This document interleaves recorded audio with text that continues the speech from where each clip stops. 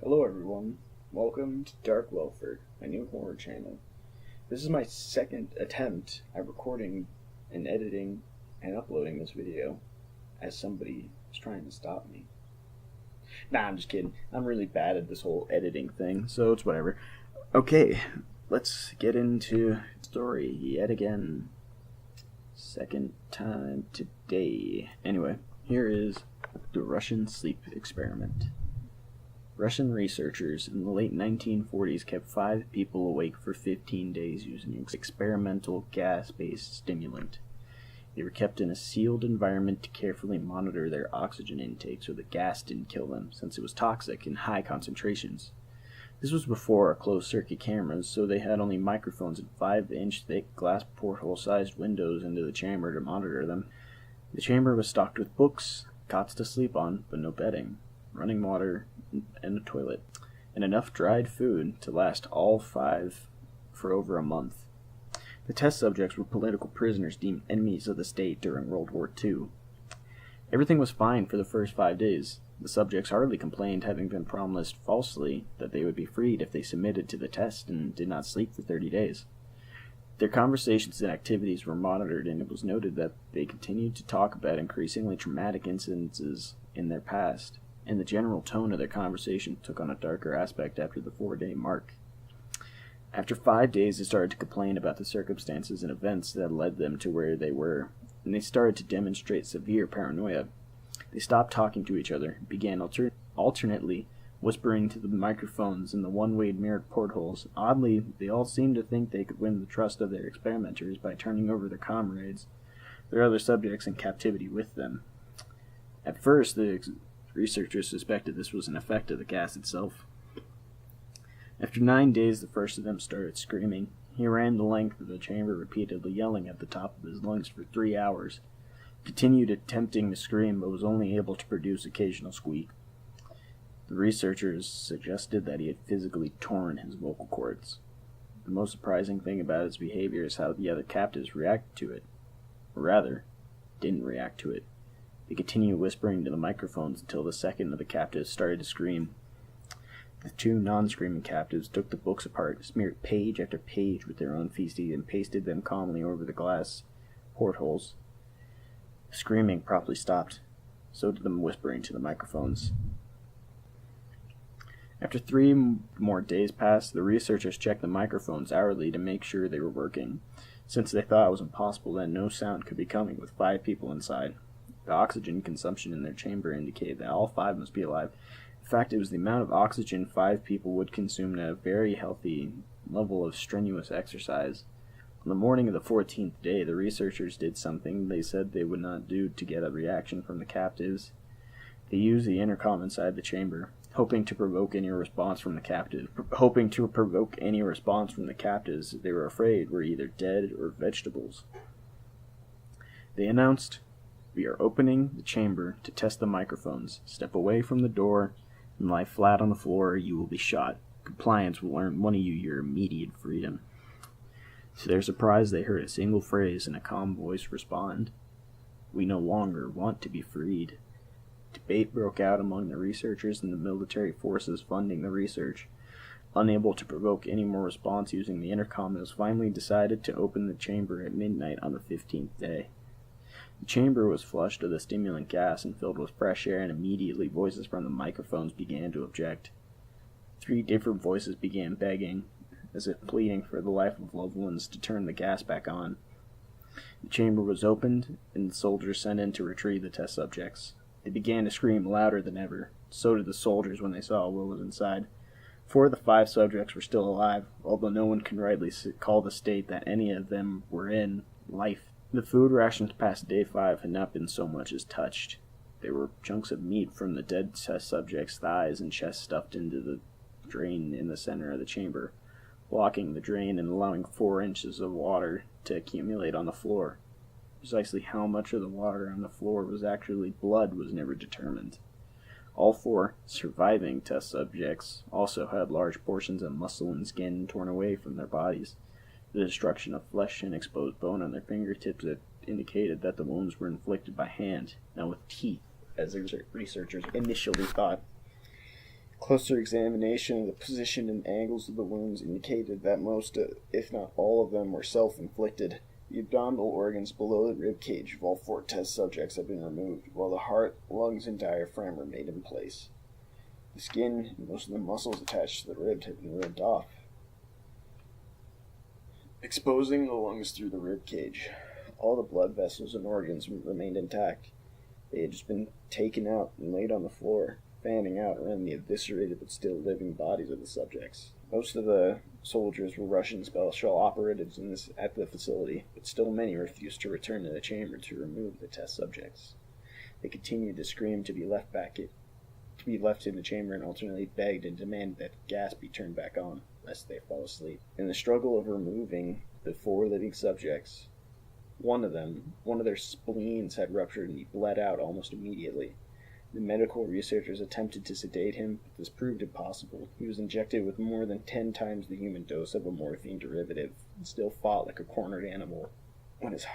Even when his heart had stopped beating, he continued to scream and flail for another 3 minutes, struggling to attack anyone in reach and just repeating the word "more" over and over, weaker and weaker, until he fell silent. Surviving 3 test subjects were heavily restrained and moved to a medical facility, the 2 with intact vocal cords continuously begging for the gas, demanding to be kept awake. The most injured of the 3 was taken to the only surgical operating room that the facility had. In the process of preparing the subject to have his organs placed back within his body, it was found that he was effectively immune to the sedative that they had given him for the surgery. He managed to tear away through most of the way through a 4-inch wide leather strap on one wrist. Even though the weight of a 200-pound soldier was holding that wrist as well. It took only a little more anesthetic than normal to put him under. The instant his eyelids fluttered and closed, his heart stopped. The autopsy of the test subject that died on the operating table, it was found that his blood had tripled the normal level of oxygen. His muscles that were still attached to his skeleton were badly torn. He had 9 broken bones in his struggle to not be subdued. Most of them were from the force his own muscles had exerted on them. The second survivor had been the first of the group of 5 to start screaming. His vocal cords destroyed, he was unable to beg or object to surgery, and he only reacted by shaking his head violently in disapproval when the anesthetic gas was brought near him. He shook his head yes when someone suggested reluctantly that they try the surgery without anesthetic. Did not react for the entire 6-hour procedure of replacing his abdominal organs and attempting to cover them with what remained of his skin. The surgeon presiding stated repeatedly that it should be medically possible for the patient to still be alive. One terrified nurse assisting the surgery stated that she had seen the patient's mouth curl into a smile several times whenever his eyes met hers. When the surgery ended, the subject looked at the surgeon and began to wheeze loudly, attempting to talk while struggling. Assuming this must be some kind of drastic importance, the surgeon had a pen and pad fetched so the patient could write his message. It was simple. Keep cutting.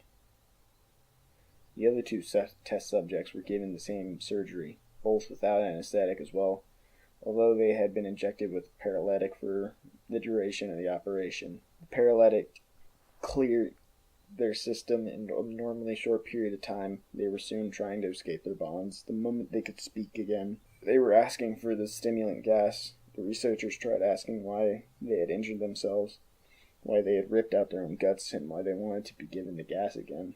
Only one response was given: I must remain awake. All 3 subjects were reinforced, and they were placed back into the chamber awaiting determination as to what should be done with them. The researchers, facing the wrath of their military benefactors for having failed the stated goals of their project, considered euthanizing the surviving subjects. The commanding officer, an ex-KGB, saw potential and wanted to see what would happen if they were put back on the gas. The researchers strongly objected. They were overruled. In preparation for being sealed in the chamber again, the subjects were connected to an EEG monitor and had their restraints padded for long-term confinement. To everyone's surprise, all 3 stopped struggling the moment it was let slip that they were going back on the gas. It was obvious that at that point all 3 were putting up a great struggle to stay awake. One of the subjects that could speak was humming loudly and continuously.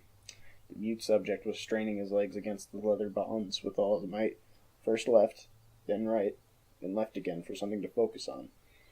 The remaining subject was holding his head off his pillow and blinking rapidly. Having been the first to be wired for an EEG, most of the researchers were monitoring his brainwaves in surprise.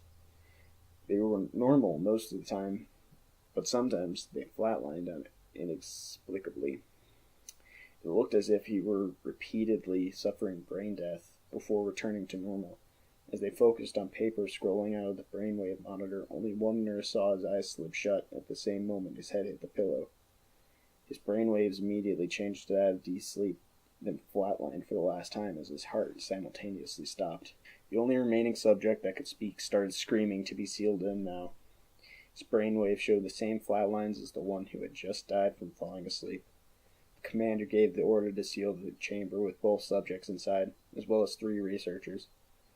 One of the named 3 immediately drew his gun and shot the commander point blank between the eyes, then turned the gun on the mute subject and blew his brains out as well.